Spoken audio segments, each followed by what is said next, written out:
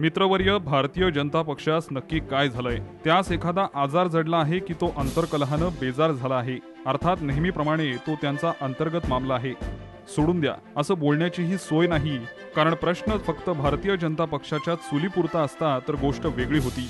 पण प्रश्न आहे राष्ट्रीय लोकशाही आघाडीच्या भविष्याचा, आणि खास करून दिल्लीच्या तख्तावरून काँग्रेस आणि त्याच्या बगलबच्च्यांना हाकलून देण्याचा.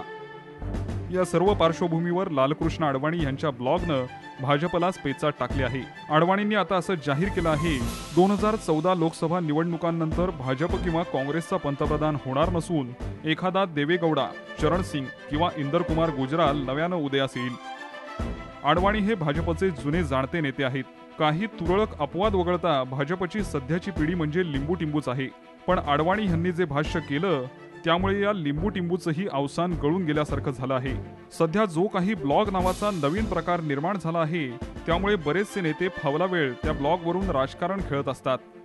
याला टोमणे मार, त्याला टिचकी मारा किंवा काही कारण नसताना दुसऱ्याच्या बगलेत बोटं घालून खाजवत बसा.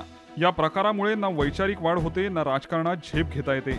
आमचे राजकारण हे मैदानी आहे, खास करून मर्दानी. त्यामुळे जे सांगायचे आणि बोलायचे ते मैदानात, आणि रणशिंग फुंकायचे तेही मैदानातच. त्यामुळे सध्या हे जे काही नवीन प्रकार उदयाला आले ते आम्हाला माहीत नाहीत.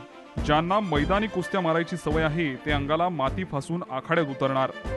अंगास मणभर तेल फासून चटईवर कुस्ती खेळण्यात कसली आलीय मर्दानगी?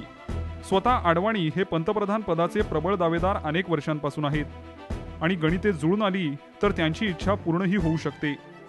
काँग्रेसच्या म्हातारीस सोनापुरात नेऊन कायमचे गाडावे असे जवळजवळ सर्वच प्रादेशिक पक्षांना वाटते.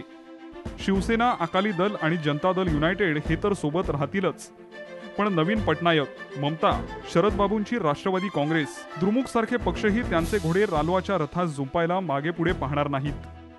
रालोआनं हिंमत न हरता तलवारीची मूठ घट्ट पकडून ठेवली तर जय आपलाच आहे. फक्त हिंमत हरू नका, धीर सोडू नका. हिमतीचा दुष्काळ पडला असेल तर मातोश्रीवर येऊन आमच्याकडून हिंमत आणि जिगर कामापुरती घेऊन जा. आखाड्यातील कुस्ती जाहीर झाली आहे. कुस्ती निकाली लागणार म्हणून चारी बाजूंनी प्रेक्षकांच्या झुंडी जमल्या असतानाच पेहलवानानं आखाड्यात न उतरताच हार मानली तर त्यास काय म्हणावे? आम्ही स्वतः फ्री स्टाईल कुस्तीवाले आहोत. काँग्रेसला चारी मुंड्या चित करण्यासाठी आम्ही कुठेही वार करू, कसेही लोळवू, कसेही तंगडे टाकून त्यांची टांग मारू. महाराष्ट्रात तर आम्ही हे करूच करू. 2014 साली लाल किल्ल्यावर भगवा फडकवणारच. आम्हाला खात्री आहे, विश्वास आहे.